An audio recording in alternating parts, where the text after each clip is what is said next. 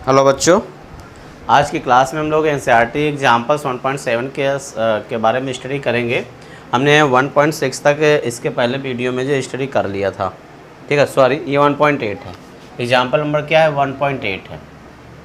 लेकिन इस क्वेश्चन को करने से पहले मैं बच्चों आपको एक मैसेज देना चाहता हूँ कि आप सभी अभी उस हिसाब से मेहनत नहीं कर रहे हैं जिस हिसाब से क्लास 12th के बच्चों को मेहनत करना चाहिए। आप मन लगाकर मेहनत करिए जिससे कि आपका क्लास 12th का रिजल्ट गड़बड़ ना हो। तो चले आइए देखते हैं कि एग्जाम्पल नंबर 1.8 में क्वेश्चन क्या है। कोई इलेक्ट्रॉन 2.0 × 10⁴ न्यूटन पर कूलम परिमाण के एक समान विद्युत क्षेत्र में 1.5 सेंटीमीटर दूरी पर गिरता है। चित्र 1.13 ए में, यानी ये चित्र 1.13 ए दिखाया गया है। क्षेत्र का परिमाण समान रखते हुए इसकी दिशा उत्क्रमित कर दी जाती है। उत्क्रमित मतलब इसकी दिशा क्या कर दी जाती है? उल्टा कर दिया जाता है, ठीक है। जैसे यहाँ पे प्लस प्लेट ऊपर है, माइनस प्लेट नीचे है, तो अब क्या कर दिया जाता है कि माइनस प्लेट ऊपर कर दिया जाता है और प्लस प्लेट नीचे कर दिया जाता है। तो इसे कहा गया उत्क्रमित, यानी उल्टा कर दिया जाता है। तथा अब कोई प्रोटॉन इस क्षेत्र में उतनी दूरी तक गिरता है कि चित्र 1.13 भी दोनों परिक्रमा गिरने में लगे समय की गणना कीजिए। इस परिस्थिति का गुरुत्व के अधीन मुक्त पतन से तुलना कीजिए। प्यारे बच्चे, इस न्यूमेरिकल को सॉल्व करने के लिए सबसे पहले आपको कुछ कॉन्सेप्ट क्लियर होने चाहिए। कॉन्सेप्ट क्या क्लियर होना चाहिए कि अगर आपको ये पता होना चाहिए, फर्स्ट ऑफ ऑल, मान लीजिए मैं बार बार ये कॉन्सेप्ट को आपको बताता रहा हूँ कि जैसे मान लीजिए निगेटिव प्लेट और ये क्या है? Positive plate. सपोज कर लिया कि ऊपर वाली क्या है? निगेटिव प्लेट और नीचे वाली क्या है? Plate, positive plate. और आपसे पूछा जाए डायरेक्शन बिटवीन टू प्लेट्स, यहाँ पे क्या होगी? पॉजिटिव निगेटिव के बीच में इलेक्ट्रिक फील्ड का डायरेक्शन क्या होगा? तो क्या होगा कि हमेशा इलेक्ट्रिक फील्ड का डायरेक्शन पॉजिटिव से क्या होता है? निगेटिव की ओर होती है। अगर मान लीजिए यहाँ पे पॉजिटिव प्लेट और क्या निगेटिव प्लेट, तो यहाँ पे इलेक्ट्रिक फील्ड डायरेक्शन क्या होगी? पॉजिटिव से निगेटिव की ओर होगी। देखो यहाँ पे पॉजिटिव से निगेटिव दिखाएगा और यहाँ पे क्या दिखाया गया? निगेटिव, पॉजिटिव से निगेटिव। तो इलेक्ट्रिक फील्ड की डायरेक्शन हमेशा पॉजिटिव से क्या होती है? निगेटिव चार्ज की ओर होता है। इसे सब लोग दिमाग में अच्छे तरीके से नोट कर लो, ठीक है बच्चों। अब देखो दूसरा कॉन्सेप्ट क्या है कि अगर आप किसी भी इलेक्ट्रिक फील्ड में, जैसे ये यूनिफॉर्म इलेक्ट्रिक फील्ड है और इसमें कोई चार्ज रख देते हो, क्या रख देते हो? पॉजिटिव चार्ज या निगेटिव चार्ज रख देते हो, तो उस पर एक फोर्स अप्लाई हो जाता है इस इलेक्ट्रिक फील्ड के द्वारा। और उस फोर्स का जो परिमाण होता है या उस बल का जो मान ज्ञात करने के लिए सूत्र लगाया जाता है वो F = Q × E, यानी इस चार्ज पर जो फोर्स यहाँ पे लगेगा वो क्या होगा? F = Q × E। अगर अब देखो इस फोर्स का डायरेक्शन क्या होगा? अगर पॉजिटिव चार्ज होगा तो अलोंग द इलेक्ट्रिक फील्ड होगा, यानी इलेक्ट्रिक फील्ड की दिशा में होता है। अगर आपने कोई निगेटिव चार्ज रख दिया है, निगेटिव चार्ज मतलब जैसे कोई इलेक्ट्रॉन रख दिया है, ठीक है, ये इलेक्ट्रॉन आ गया, तो इस इलेक्ट्रॉन पर जो फोर्स लगेगा Q × E क्या होगा? इलेक्ट्रिक फील्ड के अपोजिट डायरेक्शन में लगेगा। लेकिन इस फोर्स का परिमाण ज्ञात करने के लिए हम लोग Q × E फार्मूले का ही प्रयोग किया जाता है।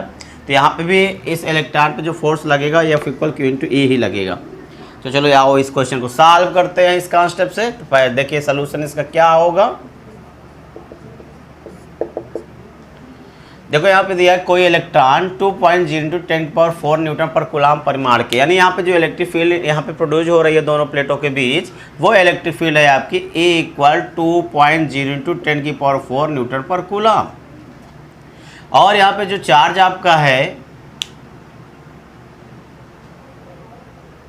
1.5 सेंटीमीटर दूरी पर गिरता है, यानी इस एक समान विद्युत क्षेत्र में जो चार्ज गिरता है, इलेक्ट्रॉन जो गिरता है वो कितना गिरता है? वो H = है 1.5 सेंटीमीटर की दूरी पर। इसे हम मीटर में कन्वर्ट कर लें तो 1 सेंटीमीटर इक्वल होता है 10⁻⁻² मीटर। मतलब सेंटीमीटर को मीटर में कन्वर्ट करने के लिए हम यहाँ 100 से भाग करते हैं। 100 को पावर में लिखेंगे, 10⁻², 10 ऊपर ले जाते हो तो वो बन जाता है 10⁻²। तो हो जाएगा 1.5 × 10⁻² मीटर। यार बच्चों, इतना सबको समझ में आया? मीटर को यहाँ पे सेंटीमीटर किस में कन्वर्ट कर लेंगे? मीटर में कन्वर्ट कर लेंगे। अब यहाँ पे देखो इस इलेक्ट्रॉन पे इलेक्ट्रिक फील्ड के कारण कितना फोर्स लगेगा? तो फोर्स ऑन इलेक्ट्रॉन, यानी कि इलेक्ट्रॉन पर लगने वाला बल, तो F = हो जाएगा स्मॉल e × कैपिटल, क्योंकि हमने बताया Q × E होता है, यहाँ Q की जगह पे E हो जाएगा। हमें पहले इसे इलेक्ट्रॉन का क्या निकालना है, एक्सेलरेशन निकालना। तो देखो न्यूटन का सेकंड लॉ से क्या होता है, F इक्वल m इंटू ए। आपने क्लास 11 में पढ़ा, क्लास 9 में पढ़ा, न्यूटन का सेकंड लॉ क्या है, किसी भी वस्तु पर आरोपित जो बल होता है या वस्तु के त्वरण और द्रव्यमान के गुणनफल के बराबर होता है। तो यहाँ पे F इक्वल क्या लिख सकते हैं, m इंटू ए। तो स्मॉल e इंटू कैपिटल, यहाँ पे ए का मतलब क्या हुआ, ए का मतलब हुआ कि एक्सेलरेशन ऑफ इलेक्ट्रॉन, इलेक्ट्रॉन का त्वरण, और ये क्या हुआ, इलेक्ट्रॉन का द्रव्यमान, क्योंकि इलेक्ट्रॉन का निकालने जा रहा है एक्सेलरेशन, इसलिए यहाँ पे इलेक्ट्रॉन का द्रव्यमान लिखेंगे। तो अब क्या हो गया, ए इक्वल हो गया small e by into capital B by M E, ये एक्सेलरेशन आ जाएगा। यहाँ पे अगर हम ई की वैल्यू रख दें 1.6 इंटू 10⁻⁹, कैपिटल ई की वैल्यू रख दें 2.0 इंटू 10⁴, और एम ई का मतलब होता है मास ऑफ इलेक्ट्रॉन, और मास ऑफ इलेक्ट्रॉन कितना होता है प्यारे बच्चों बताओ। मैंने कहा था इलेक्ट्रॉन का मास, प्रोटॉन का मास, न्यूट्रॉन का मास, ये बेसिक जो आपके चार्जेस होते हैं, जो फंडामेंटल चार्जेस होते हैं, इनकी वैल्यू आपको पता होना चाहिए, इसका मास पता होना चाहिए, इस पर चार्ज कितना होता है ये सब पता होना चाहिए। इंटरमीडिएट के अगर आप स्टूडेंट्स हैं तो ये आपको अवश्य याद होना चाहिए बच्चों, ठीक। पढ़ाई में किसी भी प्रकार की लापरवाही नहीं होनी चाहिए। आप मेरे साथ पढ़ते रहिए, मेहनत करते रहिए, फिर देखिए फिजिक्स का में क्या मज़ा आता है, आपकी लाइफ बन जाएगी। ए इक्वल क्या होगा, small e into capital E by m into E.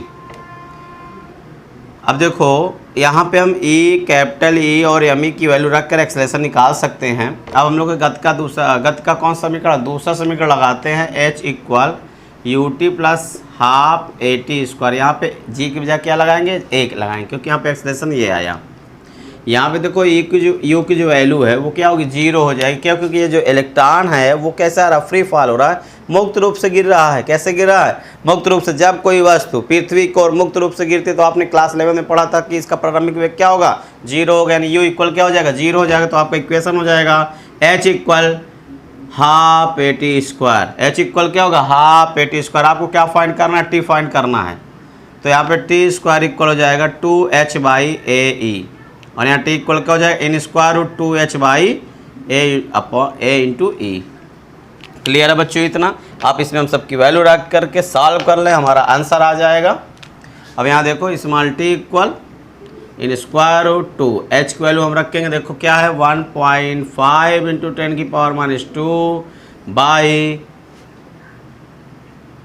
Acceleration. अभी रुको, अभी और फार्मूला बना लो। अच्छा 2h बाई ए की वैल्यू देखो आपने एक्सेलरेशन निकाला, स्मॉल ई इंटू कैपिटल ई अपॉन यमी। यमी क्या होगा, ऊपर चला जाएगा। अब टी इक्वल क्या हो जाएगा 2, यहाँ पे इसको हम सॉल्व कर लेते इधर।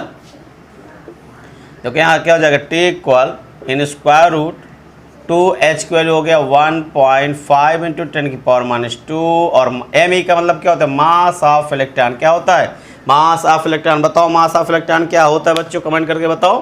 तो मास ऑफ इलेक्ट्रॉन यानी मास ऑफ इलेक्ट्रॉन, इलेक्ट्रॉन का जो मास होगा वो 9.1 इंटू 10⁻31 kg। क्या होगा, 9.1 इंटू 10⁻31 kg होता है, मास ऑफ इलेक्ट्रॉन होगा। और स्मॉल ई का मतलब क्या होता है, चार्ज ऑफ इलेक्ट्रॉन, यानी एक इलेक्ट्रॉन पर कितना आवेश होता है। तो यहाँ पे हो जाएगा 1.6 इंटू 10⁻19। और यहाँ पे इलेक्ट्रिक फील्ड यानी कैपिटल ई मीन्स क्या हो, इलेक्ट्रिक फील्ड दिया है, एक समान बाई 2 क्षेत्र दिया है, तो वो हो जाएगा 2.0 इंटू 10⁴। और इसे हम रख के सॉल्व करेंगे तो आपका आंसर आएगा 2.9 इंटू 10⁻⁻9 सेकेंड। क्या आ जाएगा, इसे सॉल्व करके आप देखोगे तो क्या आ जाएगा 2.9 इंटू 10⁻⁻9 सेकेंड। 2.9 इंटू 10⁻⁻9 सेकेंड, ये आ जाएगा आपका आंसर। क्लियर स्टूडेंट्स, यहाँ पे आपने सॉल्व कर लिया है 1.13a, यानी पहला वाला क्वेश्चन आपने सॉल्व कर लिया। जो फिगर फर्स्ट में दिया है वो आपने सॉल्व कर लिया। यहाँ पे इलेक्ट्रॉन को 1.5 सेंटीमीटर डिस्टेंस कवर करने के लिए उसको टाइम लगेगा 2.9 इंटू 10⁻⁹ सेकेंड। अब हम सेकंड क्वेश्चन सॉल्व करते हैं इसी मेथड से। पहले आप सॉल्व करो, इसे पास करके आप सॉल्व करो, फिर हम इसके आगे सॉल्व करते हैं। यहाँ बच्चों देखो एग्जाम्पल नंबर 1.8 का सेकंड पार्ट बी क्वेश्चन। इसमें दिया हुआ है कि अब कोई प्रोटॉन इस क्षेत्र में उतनी ही दूरी तक गिरता है, चित्र 1.13 भी, दोनों प्रक्रमों में गिरने वाले या गिरने में लगा समय की गणना करने। यानी अब क्या हुआ, यहाँ प्लेट को चेंज कर दिया गया। अभी आपने इसके पहले देखा था फिगर में प्लस प्लेट अपवर्ड डायरेक्शन में थी और निगेटिव प्लेट क्या थी, डाउनवर्ड डायरेक्शन में थी। बट अब यहाँ पे पोलैरिटी चेंज हो गई। पोलैरिटी मीन्स यानी पॉजिटिव चार्ज और निगेटिव चार्ज जो था अब उसका चेंज हो गया। अब आपका निगेटिव चार्ज अपवर्ड डायरेक्शन में चला गया और आपका जो पॉजिटिव चार्ज है वो क्या हुआ, डाउनवर्ड डायरेक्शन में आ गया। तो यहाँ पोलैरिटी क्या हो गई, चेंज हो गई। अब यहाँ पे क्या हो गया, इलेक्ट्रॉन को जाए एक प्रोटॉन रख दिया, तो इसको भी 1.5 सेंटीमीटर नीचे आने में, फॉल होने में कितना टाइम लगेगा, ये आपको फाइंड करना होगा। वही इलेक्ट्रिक फील्ड यहाँ भी है, E इक्वल की वैल्यू है 2.0 × 10⁴ न्यूटन पर कूलम और H की वैल्यू है 1.5 सेंटीमीटर। इसे कन्वर्ट करेंगे मीटर में तो 1.5 × 10⁻, क्या जाएगा, -2 मीटर आ जाएगा। और यहाँ पे सबसे पहले आपको फाइंड करना, देखो इस टाइम t फाइंड करना है प्रोटॉन के लिए, लेकिन हम सबसे पहले फाइंड करेंगे इस प्रोटॉन का acceleration. F equal Q × E लगाएंगे। क्यों लगाएंगे, क्योंकि यहाँ पे एक समान वैद्युत क्षेत्र कैपिटल E के कारण जो चार्ज स्मॉल यानी प्रोटॉन पर फोर्स लगेगा वो क्या होगा, F इक्वल Q × E, और यहाँ पे Q की जगह क्या हो जाएगा, स्मॉल e हो जाएगा। अब कैपिटल F की वैल्यू हम लिखेंगे, यानी कैपिटल F, ये भी फोर्स है और force according to Newton second law force क्या हो जाएगा, m × एक्सेलरेशन, मास × एक्सेलरेशन। तो ये क्या होगा, मास आप प्रोटॉन होगा और एक्सेलरेशन आप प्रोटॉन होगा, क्योंकि अब हम यहाँ पे इलेक्ट्रिक फील्ड में प्रोटॉन का एक्सेलरेशन निकालने जा रहे हैं। तो इसलिए यहाँ पे प्रोटॉन का मास होगा और प्रोटॉन का एक्सेलरेशन होगा। ये इक्वल हो जाएगा स्मॉल e × कैपिटल E। तो यहाँ पे AP इक्वल हो जाएगा small e × capital E by MP। तो यहाँ से एक्सेलरेशन आ जाएगा। अब टाइम निकालने के लिए वही फार्मूला लगाएंगे, H इक्वल UT + ½ AT², यानी यहाँ पे AP क्यों, क्योंकि यहाँ पे प्रोटॉन का एक्सेलरेशन लेना होगा आपको। अब देखो यहाँ पे H इक्वल, यहाँ पे U क्या हो जाएगा, यहाँ पे U हो जाएगा 0, तो U × T टोटल क्या हो जाएगा 0, क्योंकि यहाँ भी प्रोटॉन क्या फ्रीली फॉल हो रहा है, यानी इनिशियल वेलोसिटी क्या हो जाएगी यहाँ पे 0। तो 1/a × AP × T² बचा, तो यहाँ पे T² इक्वल हो जाएगा 2H/AP। अब T इक्वल हो जाएगा √2H/AP, और AP इक्वल हम रख देंगे small e × capital E by MP। तो MP क्या हो जाएगा, ऊपर चला जाएगा। ठीक है, क्लियर है बच्चों, इतना ध्यान से इस वीडियो को देखिए और जहाँ पे प्रॉब्लम हो ज़रूर उसे पूछें। देखिए यहाँ पे सबकी वैल्यू रखेंगे, 2 × H की वैल्यू रखेंगे 1.5 × 10⁻², और मास ऑफ प्रोटॉन बच्चों कितना होता है, जल्दी से बताओ मास ऑफ प्रोटॉन कितना होता है। तो मास ऑफ प्रोटॉन होता है 1.67 × 10⁻27 kg, यानी मास ऑफ प्रोटॉन, यानी प्रोटॉन का जो द्रव्यमान होता है वो 1.67 × 10⁻27 kg बाई, ये क्या है, ये है प्रोटॉन पे चार्ज, या प्रोटॉन पे जो चार्ज होता है, electron have a charge 1.6 × 10⁻16 and proton पर भी इतना चार्ज होगा। तो E की वैल्यू यहाँ पे होगी 1.6 × 10⁻19, और कैपिटल E की वैल्यू दिया है 2.0 × 10⁴ न्यूटन पर कूलम। अब इसे आप सॉल्व कर लेंगे तो आपका आंसर आ जाएगा, इसका मल्टीपल वगैरह अगर आप करेंगे तो आ जाएगा 1.3 × 10⁻7 सेकेंड। क्या आ जाएगा, 1.3 × 10⁻7 सेकेंड। ठीक है, ये आ गया सेकेंड क्वेश्चन। लेकिन लास्ट में कह रहा है इस परिस्थिति की गुरुत्व के अधीन मुक्त पतन से तुलना कीजिए। यहाँ पे ये कहा जा रहा है कि यहाँ पे जो एक्सेलरेशन ड्यू टू ग्रेविटी होगा उसका इफेक्ट होगा या नहीं, उसका प्रभाव होगा कि नहीं। तो प्रभाव तो निश्चित होता है बेटा।